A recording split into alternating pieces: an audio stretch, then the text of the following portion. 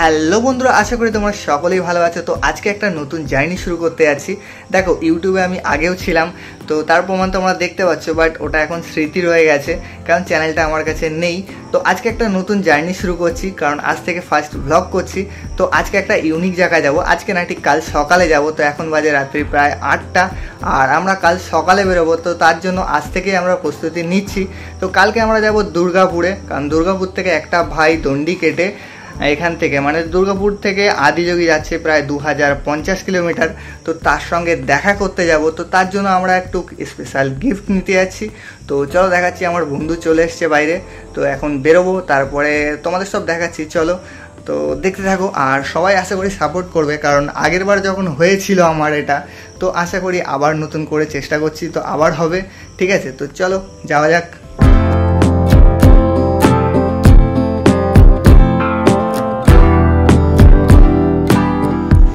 আমরা চলে এসেছি দোকানে। তো চলো আমাদের জিনিসটা দেখে আসি। এইখানে দাদার দোকানে চলে এসেছি। এই জামাটা আমরা ভাইয়ের জন্য বানালাম, ঘোড়া উল্টো সাইডে ঘোড়া। হ্যাঁ, তো এটা কেমন হয়েছে অবশ্যই আমাদের কমেন্টে জানাবে। আর দেখো, এই দাদার দোকান থেকে আমরা জিনিসটা নিয়েছি। তো চলো যাওয়া যাক। তো গাইস, আমি এখন রেডি হয়ে গেছি, আর এখন আমরা বেরোচ্ছি। তো এখন দেখতে পাচ্ছ 9:18 হয়ে গেছে। তো এখন আমরা বেরোবো, এখান থেকে আমরা যাব ডিউটিতে। তো এখন আমাদের নাইট ডিউটি চলছে। তো ওখান থেকে সকালবেলা একবারে আমরা দুর্গাপুরে বেরোবো, আর ভাইয়ের জন্য কিন্তু আমরা গিফট নিয়ে নিয়েছি।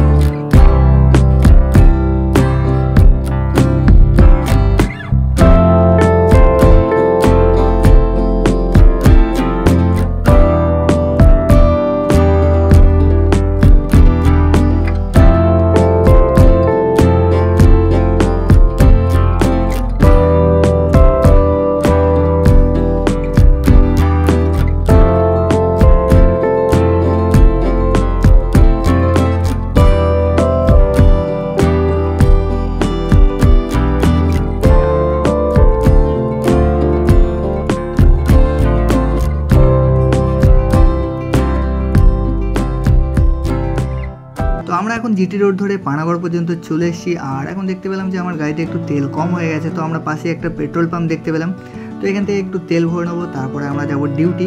কারণ বাড়ি থেকে বেরোতে কিন্তু আজকে অনেক দেরি হয়ে গেছে। অন্যদিন 9:10 বা 9টার সময় বেরিয়ে যাই, কারণ যেতে অনেকটা টাইম লাগে, 35 থেকে 40 মিনিট লেগে যায়, কারণ রোড যেমন থাকে, যেদিন যেরকম ভিড় থাকে। তো আজকে অলরেডি বেরিয়েছি প্রায় 9:20-তে। তো এখন আমরা এখান থেকে তেল ভরবো, তারপরে আগে যাব ডিউটি, তারপরে সকালবেলায় আমরা বেরোবো।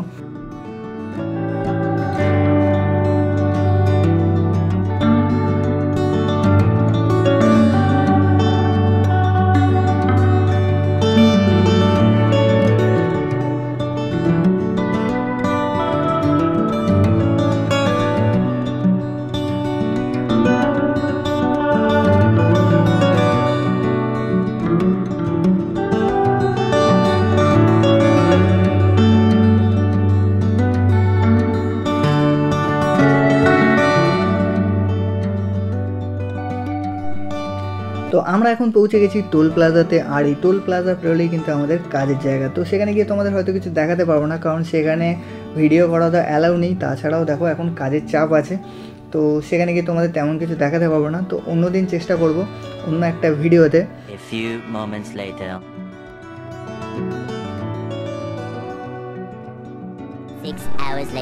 তো ফাইনালি আমাদের ডিউটি তো শেষ হয়ে গেছে, বাট ওয়েদার দেখো, আমাদের কপালটাই খারাপ, কারণ কালকে এত সুন্দর ওয়েদার ছিল, সারা রাত ওয়েদার ভালো ছিল, আর এখন সকালবেলায় বৃষ্টি হচ্ছে। তো আমরা তো দেখো দুজনেই রেডি রেনকোট পরে, বাট যাবো কী করে, এত বৃষ্টি হচ্ছে আর মেঘও ডাকছে। তো 6:20 পর্যন্ত আমরা ওয়েট করলাম, কিন্তু বৃষ্টি থামছে না। তো এরপর আমরা বেরিয়ে পড়লাম বৃষ্টিতে ভিজে ভিজে, মানে রেনকোট পরেছিলাম, তো তবুও দেখো বৃষ্টি আটকায় না, রেনকোট পরে গাড়ি চালালেও কিন্তু ভিজে যায়। তো এখন দেখতে পাচ্ছি আমরা চলে এসেছি দেখো ব্যারেজ, দুর্গাপুর ব্যারেজে। তো রাস্তাটি পড়ে, কারণ ব্যারেজ পেরিয়ে কিন্তু আমাদের শিবাভাই চলে গেছে। তো ওর বাড়িটা এই ব্যারেজের কাছাকাছি এলাকাতেই, তো এখান থেকেও শুরু করেছিল।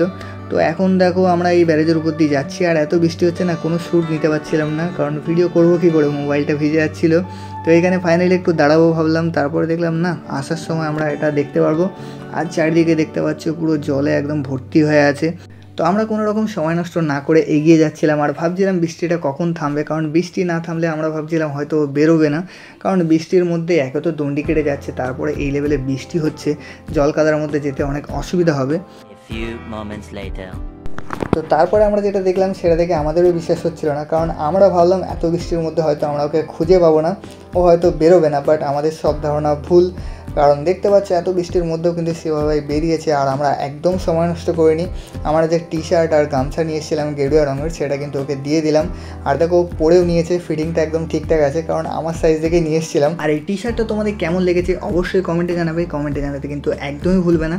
আর এটা দেওয়ার মেন উদ্দেশ্য দেখো, ও এত দূর থেকে দণ্ডি কেটে যাচ্ছে, তো অনেকে দেখো দেখে বুঝতে পারছে না ও কোথায় যাবে, কারণ ও একটা ফটো প্রিন্ট করিয়েছে কিন্তু সেটা কিন্তু ও নিজের সঙ্গে রাখতে পারছে না। ওর সঙ্গে দু তিনটে বন্ধু আছে, তারা কিন্তু নিয়ে ঘুরছে সেটা। বাট আমরা চেষ্টা করলাম যে একটা জিনিস দেওয়া যাক যেটা দেখে সবাই বুঝতে পারে ও কোথায় যেতে চাইছে, তো সেই জন্য ওই টি শার্টের প্ল্যানটা মাথায় এলো। তো আমরা দুজন মিলে এটাকে নিয়ে গেলাম। তো এটা দেখো এখন সবাই বুঝতে পারবে, কারণ সামনে লেখাই আছে বড় বড় করে দুর্গাপুর টু আদিযোগী, আর কতটা রাস্তা সেটাও আমরা লিখে দিয়েছি। আর তার সঙ্গে দেখো ওর আইডিগুলোও কিন্তু সামনে দিতে বলেছিলাম। আর পিছন দিকে মহাদেবের ফটোটা দিয়েছি, কারণ ও যেখানে যাবে সেটা সবাই দেখতে পাবে যাতে, ঠিক আছে। আর দেখো বৃষ্টি কিন্তু থামেনি, বৃষ্টির মধ্যে এত জল কাদার মধ্যে কিন্তু ও সেইভাবে দণ্ডি কেটে চলেছে আর অনেক তাড়াতাড়ি যাচ্ছে। আর এখানে দেখো রাস্তায় জ্যামও লেগে যাচ্ছে। বাট এখানে একটা জিনিস দেখলাম, পুলিশ থেকে শুরু করে সিভিক পুলিশ মানে যারাই ছিল তারা কিন্তু সবাই হেল্প করছিল। তো দেখো লোকাল লোক যেমন হেল্প করছে সেরকম কিন্তু অনলাইনে ওর হেল্প দরকার, কারণ ওর দেখো কোনো বড় আইডি নেই। যেমন দেখো আমাদের বর্ধমান থেকে দীপ ভাই যাচ্ছে, তো দীপ ভাইয়ের দেখো আগে এক্সপিরিয়েন্স আছে, ও দুবার কিন্তু সাইকেল নিয়ে কেদারনাথ গেছে, তারপরে এখন কিন্তু ও আগে বেরিয়েছে, প্রায় 1 মাস হতে চললো দীপ ভাই বেরিয়েছে।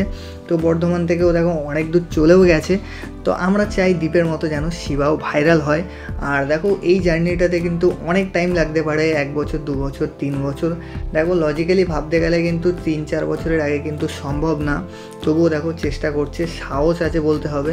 কারণ দেখো আমি তুমি অত সহজে কিন্তু ভাবতে পারবো না, প্রায় 2100 কিলোমিটার, 2050 আরও সামথিং হবে, কম বেশি হবে। তো এতটা রাস্তা দণ্ডি কেটে যাওয়া কিন্তু চারটিখানি ব্যাপার না।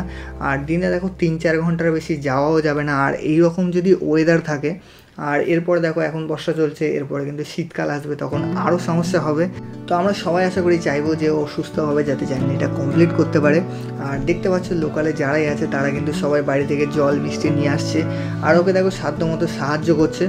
আর তোমরা দেখো যারা অনলাইনে দেখছো, মানে ভিডিওটা যদি কারো কাছে পৌঁছে থাকে, যদিও জানি এটা আমার ফার্স্ট ভিডিও, দেখো আমার এটা নতুন চ্যানেল, তো আমার ভিডিওটা যদি 100 জনও দেখে তার মধ্যে যদি 1 জন বা 2 জনও গিয়ে ওকে ফলো করে বা হেল্প করে, তাহলে সেটাই কিন্তু আমার জন্য অনেক। আর এখন দেখতে পাচ্ছ ওয়েদারটা একটু পরিষ্কার হয়েছে, পরিষ্কার বলতে বৃষ্টি থেমেছে, একবারে গুড়ি গুড়ি পড়ছে। আর চারিদিকে দেখো এখনও মেঘ। আর এটাই কিন্তু দুর্গাপুর থেকে এদিক থেকে খড়গপুর যাওয়ার মেন রাস্তা, আর এটা ধরেই কিন্তু আমাদের শিবা ভাই এগিয়ে যাচ্ছে। তো এরপর আমরা বলছিলাম যে আর বেশিক্ষণ থাকা যাবে না, কারণ অলরেডি সারা রাত জেগে আছি, এরপর বাড়ি যেতে হবে, অনেক বেলা হয়ে গেছিলো। তো আমরা এরপর বাড়ি না যেতে পারলে দেখো ঘুমাতে হবে, তারপরে আবার কিন্তু রাত্রে ডিউটি আছে। আর যারা এই ভিডিওটা দেখছো অবশ্যই কিন্তু সেভাবে একে ফলো করে দেবে। ওর আইডির লিঙ্কগুলো দেখো আমি আমার ডিসক্রিপশানে দিয়ে দেবো, তো ওখানে গিয়ে ওকে একটু ফলো করে দেবে, কারণ দেখো তোমরা সাপোর্ট করলে ও আরও ভালোভাবে যেতে পারবে।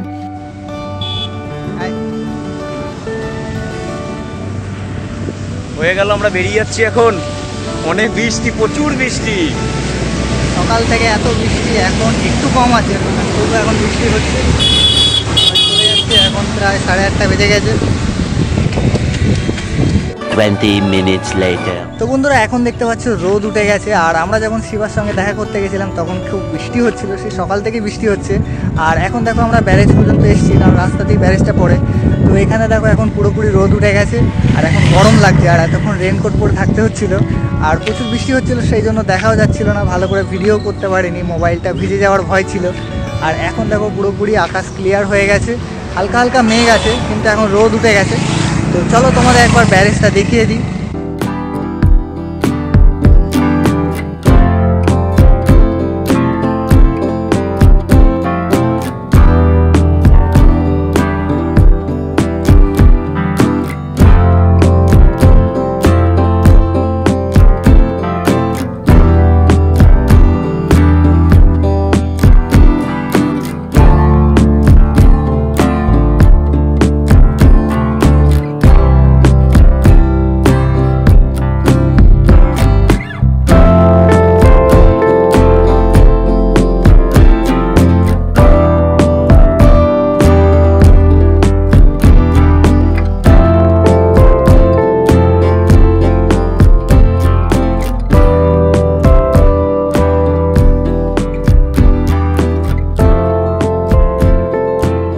এখন আমরা বাড়ি ফিরছি, প্রায় দেখো 10টা বেজে গেছে। আর এখান থেকে যেতে আমাদের এখনও অনেকটাই টাইম লাগবে, আধা ঘন্টার উপর লাগবে।